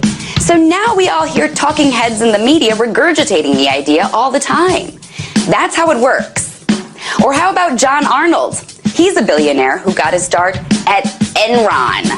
And now he's spending millions trying to convince everyone that public employee pensions are at the root of local government budget woes. And now people are considering the idea that maybe we need to get rid of pensions. It'd be one thing if these billionaires were actually promoting ideas that were in their area of expertise, technology, or banking, or decorating mansions. But no, they promote government agendas as random pet projects that affect all of our lives. As Thomas Jefferson put it, government is supposed to enable the people of a nation to live in safety and happiness. That's it. But not in today's United States. Today, our government exists for the interest of rich people. The U.S. is really good at war. That's no secret. What is kind of a secret is that since we're so much better at war than any other country on the planet right now, we're actually quietly training everyone else's armies so that they can fight and kill each other more effectively. We do this all over the planet. And when army officials talk about it, they often do it only on the condition of anonymity. Because I guess we don't like everyone knowing just how much we love to train their armies. Apparently, we're going right to the breaking news. This is our affiliate, WABC, out of New York City. There's been an explosion at a building at 116th Street and Park Avenue. That's in Upper Manhattan, or Harlem, I should say. East Harlem residents had reported hearing this large explosion in an apartment building around 9 o'clock Eastern. Fire was reported in the building. The structural integrity, as you can see, was definitely compromised in this building. It's also affecting trains going in and out of Grand Central Station, especially those trains headed from Grand Central Station to Connecticut, so expect delays there. We don't know what caused this explosion yet. Investigators are just arriving at the scene. Firefighters are trying to get things under control. Poppy Harlow is on the way to Harlem right now. When she arrives on the scene, of course, we'll provide much more information for you. All right. We've had 4 highly suspicious banker suicides over the past few weeks. Most notably with the death of a gentleman, a 50-year-old dude named Mike Duker, who had worked for Russell Investments and allegedly and suspiciously decided to jump off a bridge in Washington, according to the Associated Press. Now, of course, this has been extremely underreported by the mainstream media. You've been barely able to get a blip out of it in the papers. And nobody has been connecting the dots between all 4 of these individuals and their alleged suicides. Now, keep in mind, there is extreme turmoil in financial markets right now. And the emergence of a fully integrated global economy, Earth Inc. global economy. Emerging markets in general, namely places like Argentina and Turkey, have been experiencing hyperinflation. Argentina's economy and their peso locally suffering a 20% loss in recent weeks. That's hyperinflation of in extreme magnitude. All things, by the way, which are going to come here to the United States at some point when we have to pay the piper of quantitative easing to infinity and 0% interest rates that have artificially supported and blew up even bigger asset bubbles than what we experienced in 2008. The 28-year-old CEO of a Bitcoin exchange in Singapore has been found dead. Now, authorities are investigating this case. They are thinking that it is a suicide. They're suspecting that it's a suicide. However, it has not been confirmed at this point. The name of the 28-year-old is Autumn Radke, and she's actually an American that was working in Santa Monica, California. She was very, very knowledgeable about Bitcoin, and she decided to go to Singapore and start her own business, a Bitcoin exchange.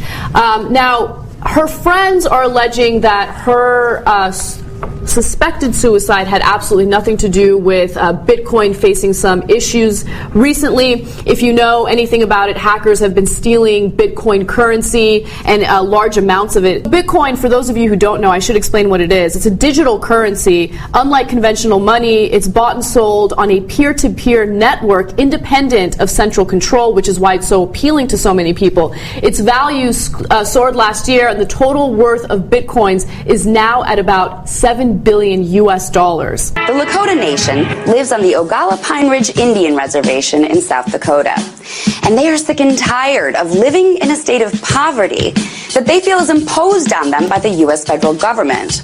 So Native American activist Payu Harris is leading the charge to implement Mazacoin, a cryptocurrency like Bitcoin, as the official currency for the Lakota Nation. For the introduction, I would say South by Southwest and the technology community, the people who are in the room in Austin right now, they're the folks who can really fix things, who can enforce our rights through technical standards, even when Congress hasn't yet gotten to the point of creating legislation to protect our rights in the same manner. When we think about what's happened with the NSA over the last decade in the post-9/11 era, the result has been an adversarial internet, a sort of global free fire zone for governments. That's nothing that we ever asked for. It's not what we wanted.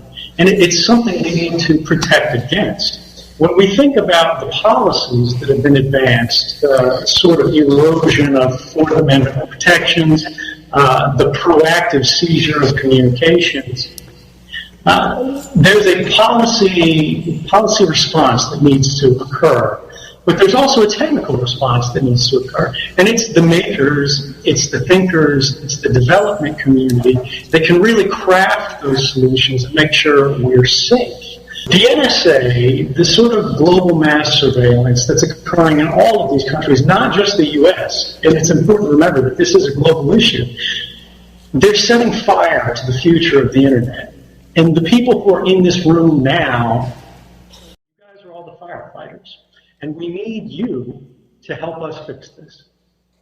So, Chris, you heard Ed say that the NSA offensive mass surveillance programs, the sort of manufacturing of vulnerabilities, is setting fire to the future of the internet. You want to comment on that? Sure. So many of the communications tools that we all rely on are not as secure as they could be. Particularly for the apps and services that are made by small companies and small groups of developers, security is often an afterthought, if it's a thought at all. And really what that's done is enable global passive surveillance by the US, but other governments too.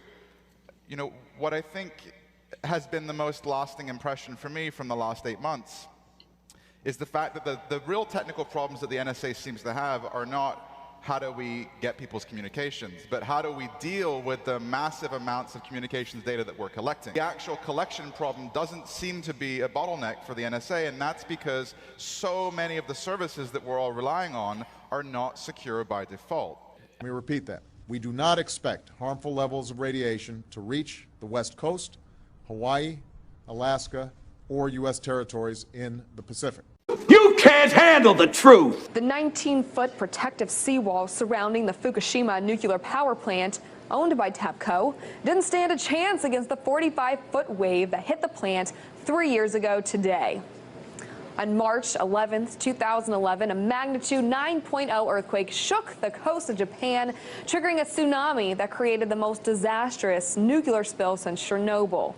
The catastrophe caused the meltdown of 3 nuclear reactors at the facility.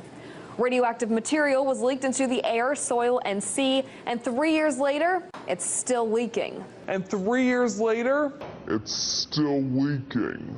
Radioactive leaks continue to plague Fukushima. New Unit 3 problem found just 2 months ago in January of this year. The company said the reactor has been steadily cooled, but this isn't an isolated event. In August 2013, there was a 300-ton leak of highly contaminated water. This spillage was the most severe since March 2011, and TEPCO says it doesn't know how the water leaked or where it has leaked to. Then, just 2 months later, in October 2013, another 430 liters of radioactive material leaked from TEPCO's plant and may have flowed into the sea. Since the start of the Fukushima disaster in March 2011, leakage of radiation-contaminated water has posed a major threat to Japan's population, environment, and economy. But just how widespread is this disaster? The amount of noxious material leaked into the ocean is difficult to know for sure, but at least 219,000 tons have been documented. Traces of the nuclear spillage are being carried far off the coast of Japan by rain, wind, and ocean currents. According to the Center for Research on Globalization, radioactive water from Fukushima is systematically poisoning the entire Pacific Ocean.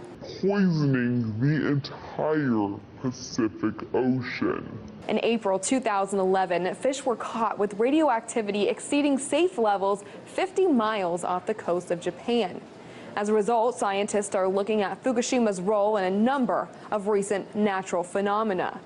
In Hawaii, extremely high levels of cesium and radiation were found in dead tuna fish in 2011. In Washington state, millions of starfish washed up dead on the shores of Puget Sound. Biologists found one species of starfish that's literally melting on the seabed. Scientists have not ruled out the effects of Fukushima leakage in the die-off. And in British Columbia, an unusually high death rate among orca whales was reported in October of last year. Researchers also documented puzzling behavior from killer whales off the coast, including lack of vocalization and smaller traveling pods. And in Southern California, an unusually high mortality rate of sea lions was reported in 2013, sparking a government investigation that included looking at radiation related to Fukushima.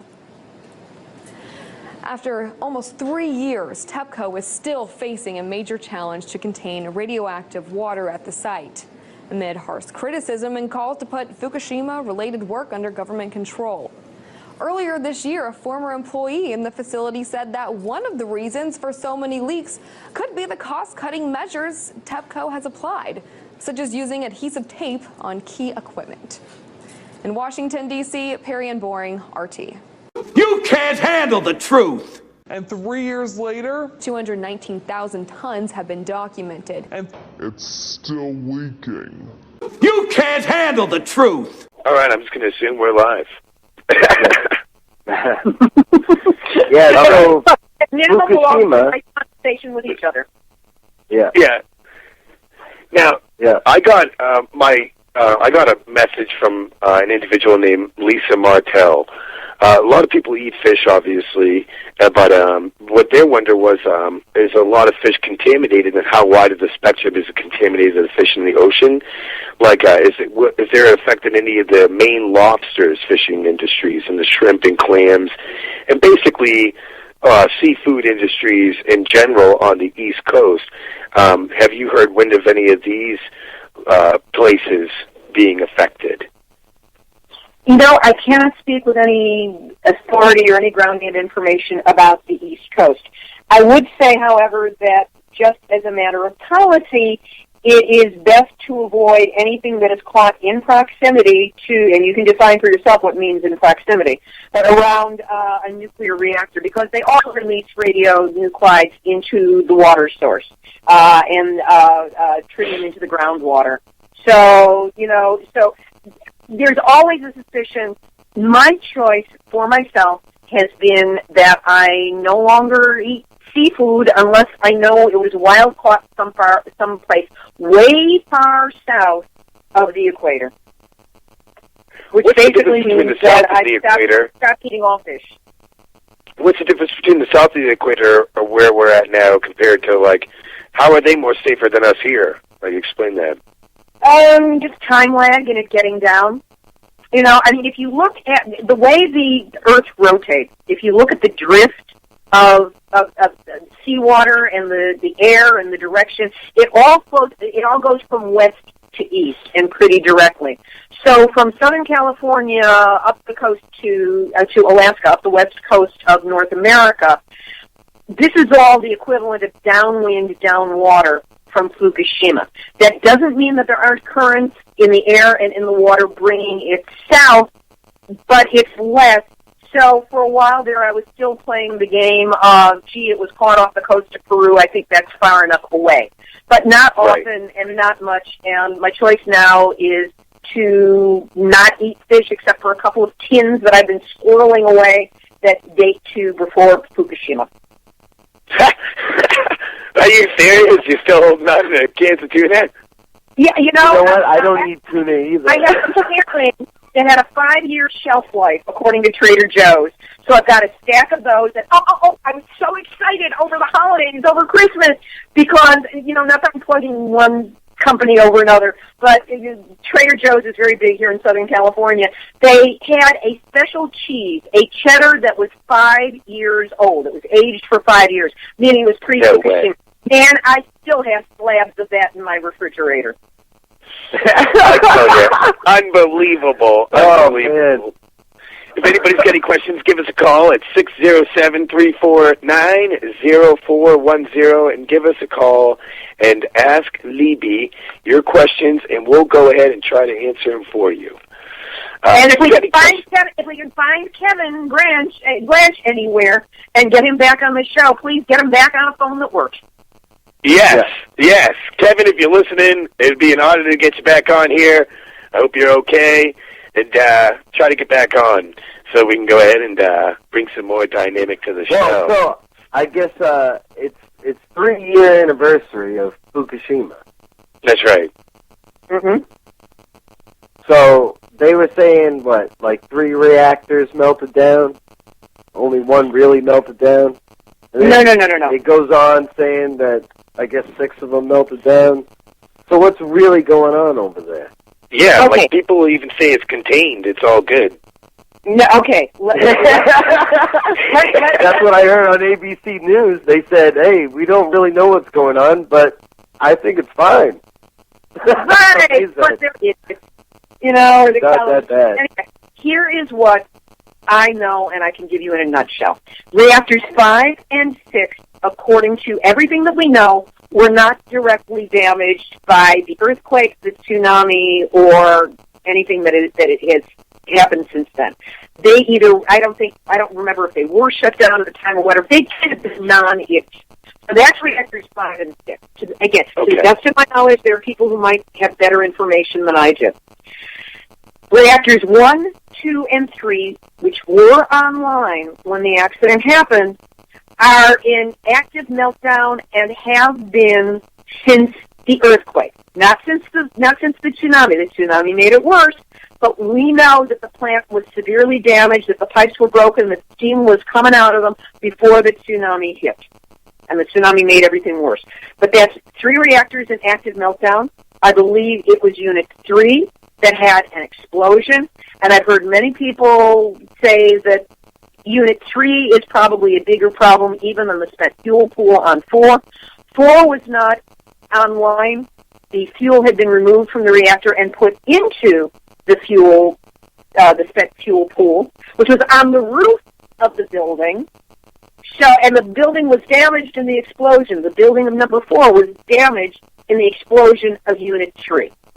So, because of that, it's very precarious. It's subject to ongoing earthquakes because that is the Pacific Rim. And if that goes down, it has, I forget, it's some catastrophic number of equivalencies to the Hiroshima bomb going off. It's like over 1,000 times. I can't cite you the exact number. Oh, but my God. Say too much.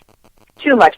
I mean, we're already talking long range. This may already be an extermination level event for the planet. It just has to play out in real time. But if something like that happens, which is when Helen Caldicott would have her family come down to, the southern hemisphere, it would behoove the rest of us to, do much the same if we can even find a country that would take us in. So it's like a Mad Max scenario. It sounds crazy. It sounds like it's just going to be, if something does not happen, or to fix this, it sounds like it's going to be all-out chaos. That's what it sounds like. Yeah. The only thing that's being fixed around this is the image of it in the media. We have to get this through our heads, okay? I liken post-Fukushima to being something out of a science fiction book, the equivalent, as being those people in the future when everything has fallen apart, looking back upon the time when everything had already changed, only the people were too ignorant, arrogant, or manipulated to understand, and so they acted like everything was the same, except it wasn't. It sounds just like a science fiction novel. That it fall apart, and they had no options anymore. But like a science fiction time, looking back on the time when everything fell apart, I believe that's where we are right now since Fukushima. Yeah, it sounds just like a science fiction novel. It totally just like how it would play out. And it's a matter that in the future they'll have all this technology. Some of us are out of denial right now, which is those of us who are having the conversation, and people like Kevin and the two of you and the people who are listening to this show. But the vast majority of people have been manipulated into believing that there's nothing wrong. And the media... Yeah, I talked to one person today. They literally were like, it's no big deal. Like, what? I'm like, man, are you not picking up what they're throwing down when they're talking about this stuff? And I really think it's the scientific terminologies that throws people off. Metric tons, they don't understand if that's like, 250 gallons?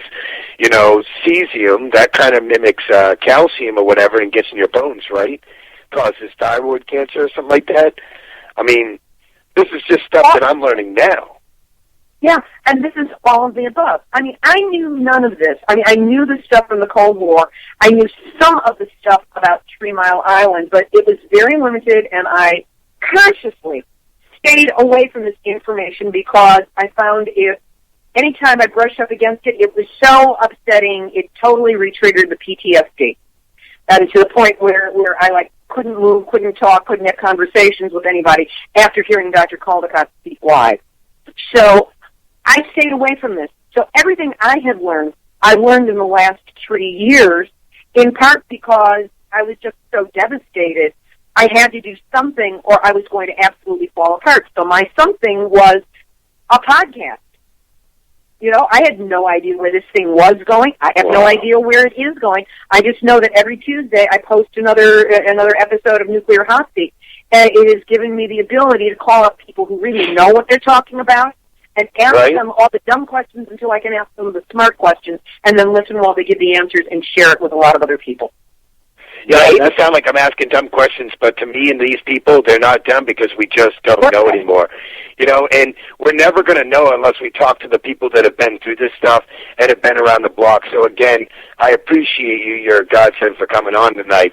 And I got a question from Adam. He says, is there really any safe place that is safe? Is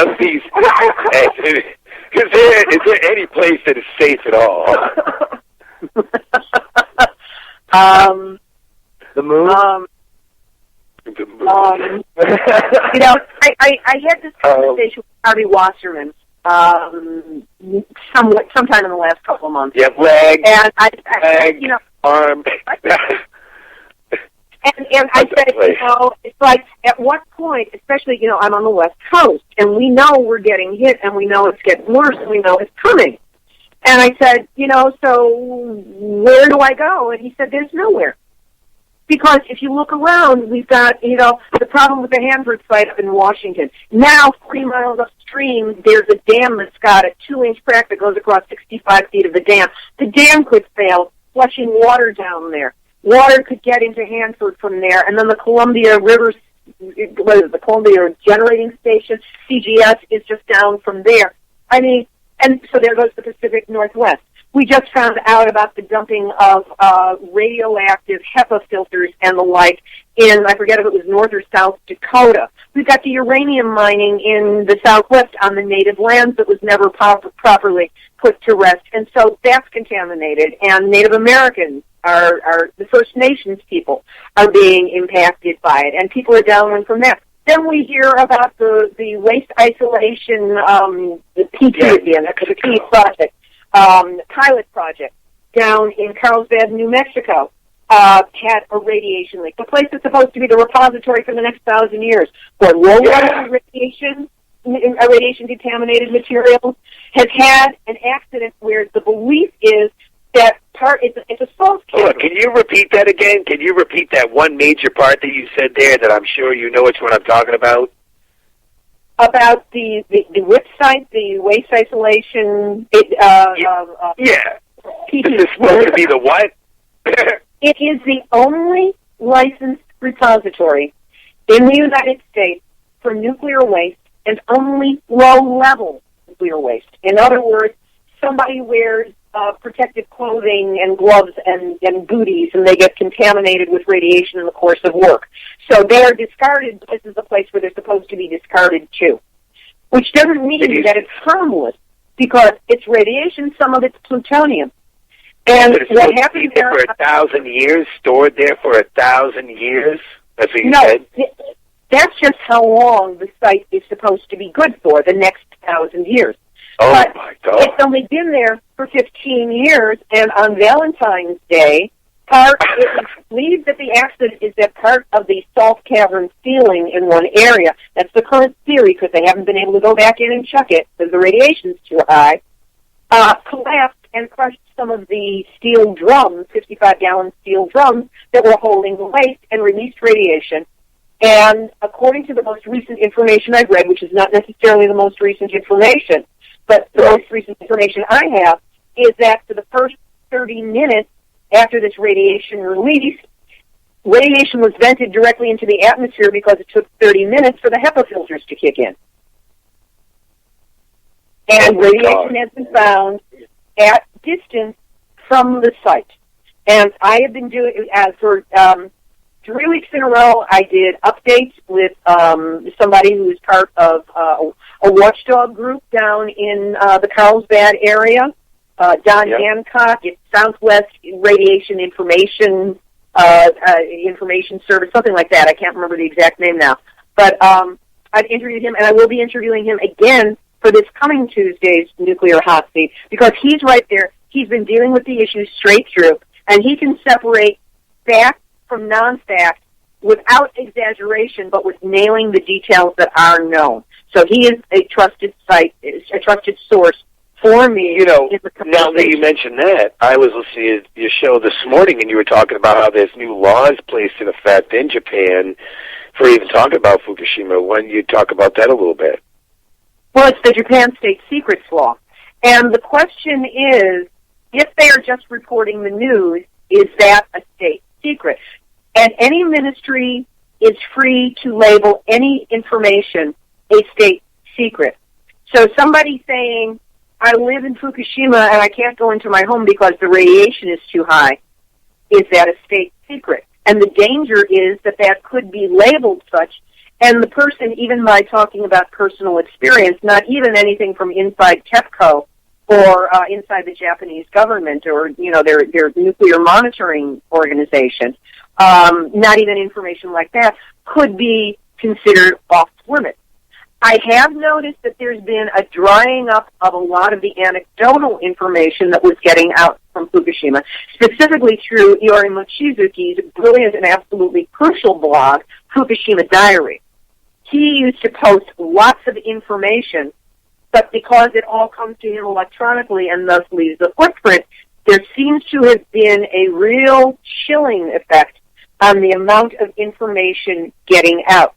Anybody who wants to let anything be known has to be much more careful about it.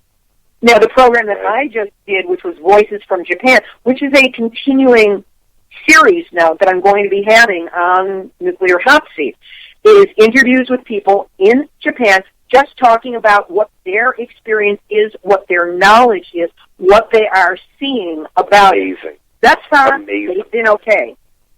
And go in and tell everybody where that's going to be, because I'm going to be there. Oh.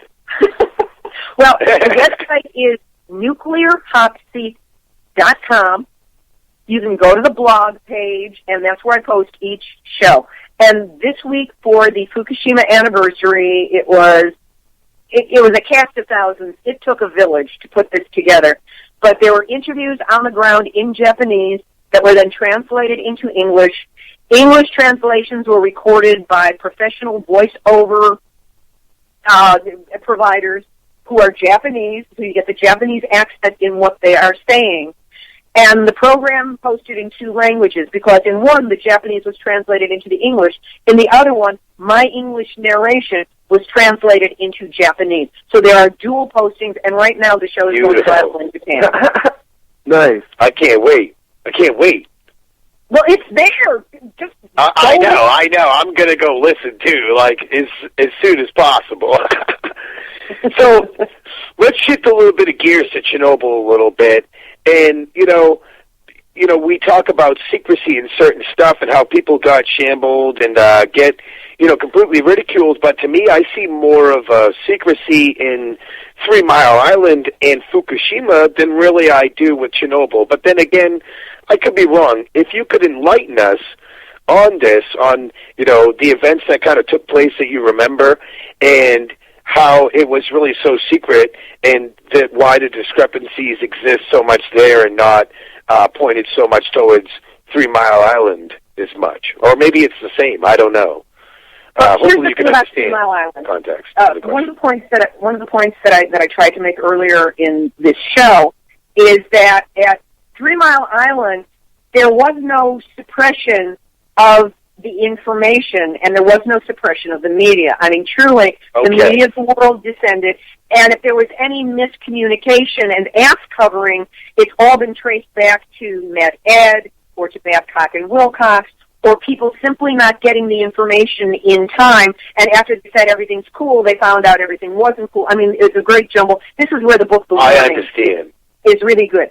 When it came to Chernobyl, the West couldn't wait to get information out because it cast the Soviet Union in a bad light. Remember, this was still the Cold War.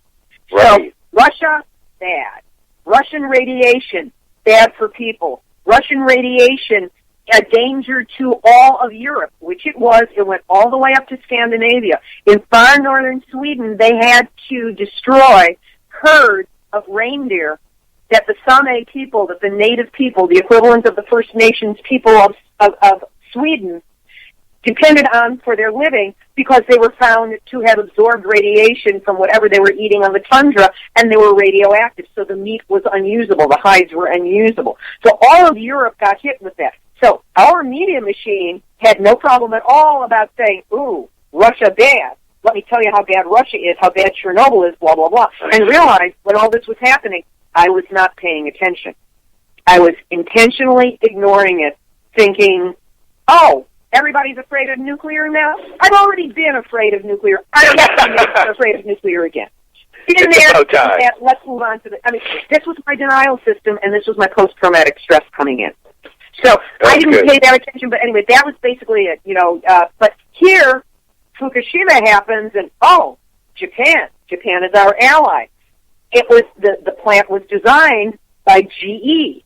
GE is now GE Hitachi. We've got all this interweaving of our economy and our stock markets and our, and all these other things. We can't say bad things about Japan. It could hurt the United States' economy. And so it was clamped down on. I cannot vouch for the authenticity. I come from a journalistic background, and I like to prove out my information before I share it. But I will share this little one with the understanding that I've only gotten it from a single source, so I cannot prove it. But I was told by somebody who had some contact, according to him, within the government, that, and it sounds possible, that immediately after Fukushima happened, within the first week, There was information that went out to all of the heads of the major broadcast media organizations to drop the story, to drop any mention of the radioactive plume. Because right after it happened, it said the plume is going to hit the west coast of the United States in 8 days. It's predicted to hit us in 4 days. It's predicted to, and then the conversation went flat. It was over. Yeah. It was not mentioned anymore, and they steered us away from that. This person said that the heads of these media organizations were contacted and threatened that if they did not drop the story, de-emphasize it, and look in the other direction or trivialize it, that they were going to come up against license confrontations. I'm thinking there's a better word. I'm not thinking of it right now. But challenges. They had challenges to the broadcast licenses of their stations when they came up for renewal if they didn't drop it. Wow. That makes a lot of sense. Awesome. Drop now I know why you say it makes a lot of sense. You know, is this the truth? And whenever you hear about it, we said, you can't get no information on it. They always make it trivial, like you just said. Like I like, saw it on ABC News. You're scratching your head. You're wondering, what? Last I checked, there was 300 metric tons every single day. An explosion at a nuclear power plant, and it's not that bad. And now it's not that bad. About the fact that, you know, they're removing the fuel run. Oh, here's some languaging people need to be aware of. I'm big on languaging. They talk about decommissioning Fukushima. You can only decommission an operating reactor, an operating in tactical health. I was in my 40s before it became noticeable that my energy level was way down. I was exhausted. I couldn't do the things I wanted to do. I only, about a year and a half They got a pill for that. Got diagnosed with adrenal exhaustion, and the adrenal exhaustion came from having been under this extremely stressful situation that did not let up, and that because of post-traumatic stress was a continual stressor in my environment, so my adrenals got lower and lower and lower, and finally, you know, it was at the point where my ability to live my life was impacted. I found holistic means. I am better. They're never going to be what they were, but at least I can have a life now. But that was directly because of what happened. Was it an immediate impact on my health, physiologically speaking? No. Was it an impact on my health? Hell yes. Yeah. So they use immediate. They'll use it's not significant. Excuse me. What's the line between not significant and significant? And could we have that in a number or a percentage? Yeah. Well, you see, we have to write down some pros and cons here now. Well, we're going to have to debate that, and we're going to come out with a book that's so large you'll never be able to read through it. Yeah, and then we're going to rise the levels, too, while you're in the middle of reading it. Yeah. Right. So by the time it all ends, you know what happens. That's the other thing that they do. They go, oh, wow, we're exceeding the limit. Let's change the limit. And they move the limit up, and people think they're safe. No, they just, you know, it's a fiction. It's a fiction to do smoke and mirrors and have that little man behind the curtain stay behind the curtain so that we don't notice. You know, it's all meant to manage us away from panic because they found out what happened at 3 Mile Island. On the one hand, the nuclear industry learned that they have to deny and put down anything because otherwise they face moratorium and the next moratorium will kill them outright. And they're going down anyway, but not fast enough. The other thing they learned that, and government learned, was that if you're within 5 miles of this place you need to get out, everybody within 100 miles is going to jump in their car and get out of town. Whew. Evacuation is not possible. It's not an option. I mean, you can say it's an option, but for an individual person that has the money. No, you don't understand. What are the roads out of town? How many are they? What do they connect to? Out here, say it's San Onofre, which we managed to get shut down, but we still got all that nuclear guns and don't like the person in the car ahead of us. You're better to believe right now. Day of the Dead. You know? I mean, there is no legit... It's a zombie movie. In New York. Anything Only it's happens with real people. Okay, Indian Point in New York was almost the choice on 9/11. They decided not to do Indian Point and to do the Second World Trade Tower instead. What if they'd gone into Indian Point and breached it? Because that would have been a really big impact. How do you get people out of New York City? You can't. What do you got, a couple of bridges off of Manhattan? They've got a traffic jam every day, almost for the entire day, in all directions. You can't evacuate people. It is not possible. So we are all at risk. And you ask me where to go? You know, do you want to live underground? Do you want to live in a bomb shelter? And for how many decades? And who will your children be if they cannot see the sky? Is that why they're building all those underground places out in Denver? I wouldn't be surprised. I drove by it. I did see it. They are doing it. It is happening. You know, I have heard, and again, I'm not an expert in this. I don't subscribe to any of the conspiracy theories that are out there, but I pay attention to them. Right now, until they are proven completely to me, to my journalistic standards, they are interesting fictions that... it's no conspiracy. I drove by it. They literally have concrete tubes that you could fill the whole city blocks in. And where are they putting those? Literally, they are building millions of dollars for millions of dollars in order to buy a studio apartment underground. But the question is, who do we then become as a people? That's what I'm saying. The law of unintended consequences on this is going to be what controls life on the other side of it. And quite frankly, if it comes to that, I don't know that I want to stick around. I happen to believe in an afterlife. I happen to believe in reincarnation, and hopefully I would come back at a better time or in a better place. Yeah. It's wild. I mean, everything, it's pretty sad to think about do you think that this is kind of prophetic? Do you believe that this might be kind of, prophesized, that this could be that time that people irk themselves about? I'm so glad you asked me about this, because I have looked at nuclear from a lot of different directions. My background is theater and creative writing and all kinds of things. And if you look at Christian theology, I was born Jewish, so this wasn't exactly the same thing, but Christian theology, there is a belief in the devil and in hell. What does hell consist of? Hellfire and brimstone that never goes away. Plutonium has a half-life of 24,000 years. You multiply that by 20, which is what it's going to take for it to go flat. You have 480,000 years. In human lifetimes, that's about as close to forever as you can get. 24,000 years is as close to forever as you're going to get. So that's hellfire and brimstone. Then you talk about the devil bringing down eternal damnation.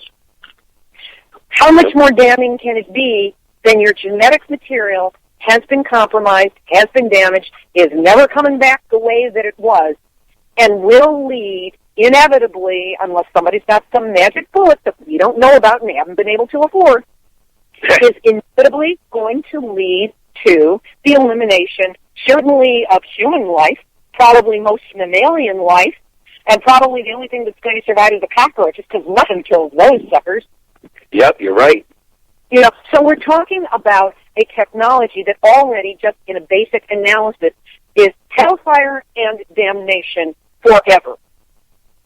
So is Armageddon right now that we are battling? So really, in a kind of hindsight 2020 vision, if you really go forward a few more years and you look back on it all, you're really saying it's like a satanic agenda. Like, we're just pushing ourselves right into, if you believe in a Christian and satanic kind of philosophy, it's a satanic agenda.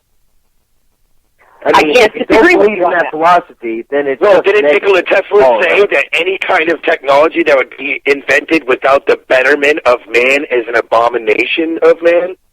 It's like, hold on, I'll have to pull it out. I apologize. Yeah, no. Yeah, I mean, it's a crime against the future of humanity. Yeah, it's a crime. I mean, dude, you talk about killing kids. We're killing every future kid that's ever going to be. Well, we're mutating them before we're killing them. Yeah, that's the horror of it. And this is where those who are of the Christian faith who believe in the right to life, by very definition,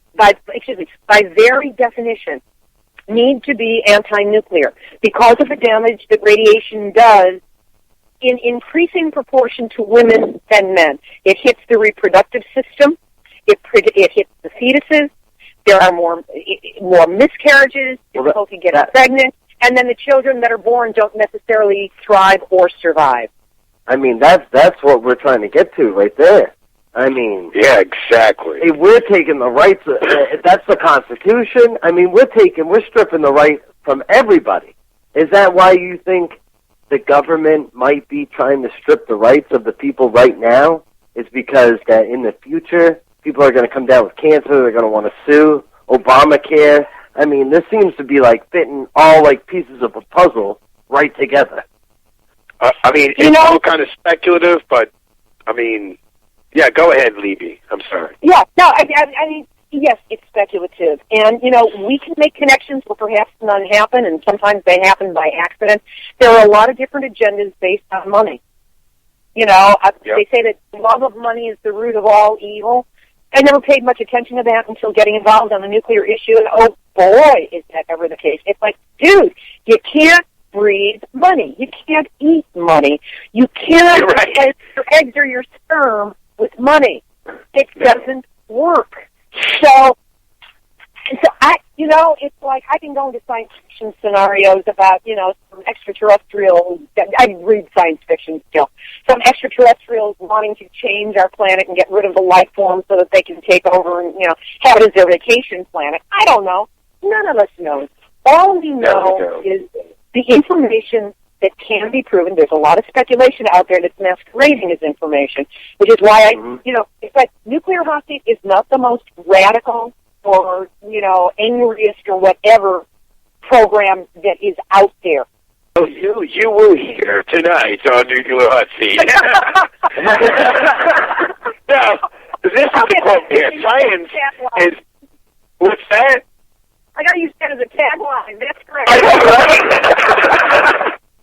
Yeah. Science is but a perversion of itself unless it has as its ultimate goal the betterment of humanity. And that was Nikola Tesla in 1919. And I will say that I've read in Revelations that it talks about the 7 vials of God, and one of the vials will be dropped into the ocean and kill every living creature in it. So if you want to get down and borrow, that's why I kind of asked, do you think that this is prophetic, something that has been prophesized, and it could be that time of, that time, the end of days. I hate to throw it out there so drastically because it's already depressing enough. Now we're talking about the end of the world. But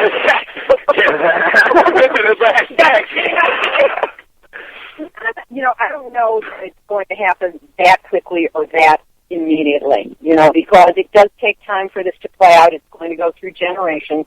I'm certainly not going to be around for the denouement on this, for the end of the game on this. But here's the thing that I think we have to keep in mind, and this is what has kept me at least marginally sane during these times, and that is that it's easy to succumb to fear and panic and overwhelm with this information. So we have to find and really invest in those things that keep us grounded, that keep us sane, that keep us connected. I go to nature. I'm very fortunate to be very close to some beautiful places in nature here, and I go there multiple times in the course of the week to hug trees, put my feet in the stream, and make whatever noises I need to make. I hold those people I love very close to me. I keep my diet as clean as I can. I take the supplements. I do what I can.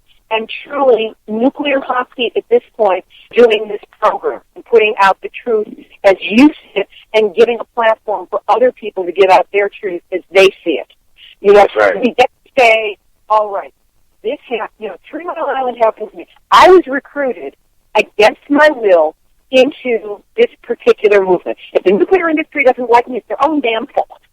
Because if it worked for them, I'd probably be running around as ignorant as anybody else right now. But I'm not. No, you're right. And I can't be. So what we need to do is find that place on Awareness Network. It could be somebody who has a tech background who can help, tech imbeciles like myself. I've got some people who help me from the movement and step forward. to understand how to maximize my presence so that my word can get out further. This isn't a matter of ego for me. I mean, but I'm so far in the whole it's not even funny. But at the same time, what better thing to spend one's life on? You're absolutely right. You're absolutely right. Coming up here on the left. Or YouTube under Nuclear Hot Seat videos, or do go to the website. There's a lot of enrichment material there. NuclearHotSeat.com, and click on the blog page. And also, I just want to say, my ebook is out. It's very inexpensive. You can get Kindle Reader software for any of your devices. It's called Yes, I Glow in the Dark, and it will take you point by point through a lot more information than I was able to cover in this call. Oh, I can't wait. I'm going to have to get it, definitely. Yeah. And it's a pleasure once again for having you come on. It's been amazing. Kevin Blanch, thanks for coming on. And I hope that you enjoyed coming on the show tonight, because it was my pleasure, definitely. And, yeah, I hope to see you again, and I'm going to be listening real soon. For everybody who's tuning in, thank you very much, and for tuning in to a wonderful 2-hour session of Subliminal Sanity. And, again, thank you very much, Libbe. It was my honor to be here, and thank you so much for having me on the show. I'm really grateful for the opportunity, and maybe we can do it again sometime. Sounds amazing. I appreciate it. Mm-hmm. Thank you, Libbe. And thank you guys for tuning in to another crazy round at Subliminal Sanity. I'm your host, Judas, and thank you so much for tuning in this week. Later. All right, take care, everybody.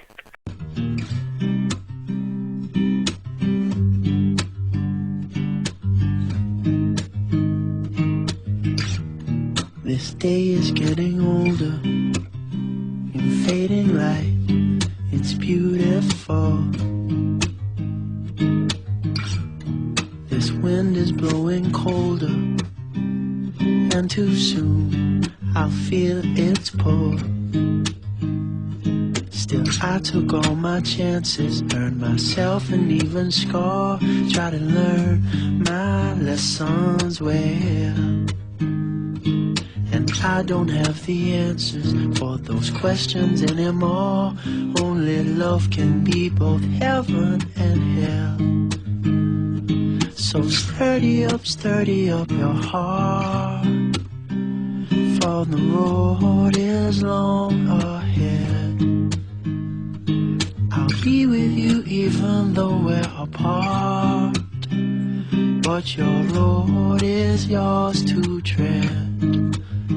And so it goes, and so it goes, and so it goes. Slows your mind, mind, mind. So it goes, and so it goes, and so it goes. Slows your mind, mind, mind, mind, mind.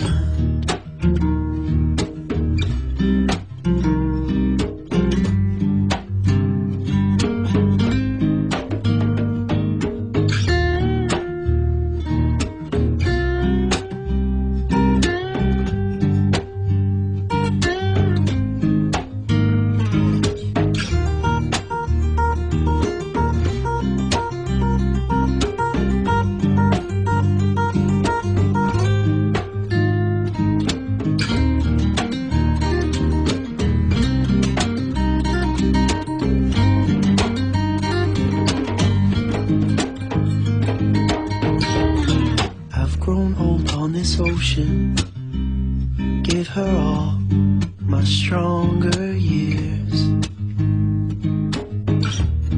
Give my wife my devotion. When she died, the ocean my tears. I've tried to teach you well, son, all of everything I knew of how to live this life, be true. Don't bow your head to no one, and no matter what you do, if you start and see it through. So sturdy up your heart, for the road is long ahead. I'll be with you even though we're apart, but your road is yours to tread. and so it goes, and so it goes, and so it goes. Slows your mind, mind, mind. So it goes, and so it goes, and so it goes. Slows your mind, mind, mind, mind, mind.